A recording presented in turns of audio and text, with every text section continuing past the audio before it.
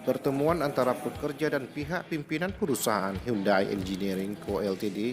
pada Kamis 3 Oktober 2019, Angkup, Kecamatan Sirihnara, Kabupaten Aceh Tengah.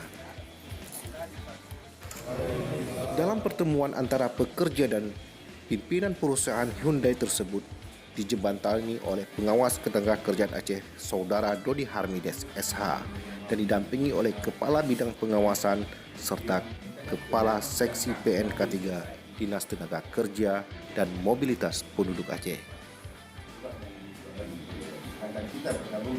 Sebanyak 126 tenaga kerja yang bekerja di lokasi Kampung Mutiara telah berakhir pekerjaannya dan melakukan pertemuan dengan pihak perusahaan Hyundai untuk membahas masalah hak para pekerja dan pesangon dengan besaran disesuaikan dengan masa kerja masing-masing pekerja.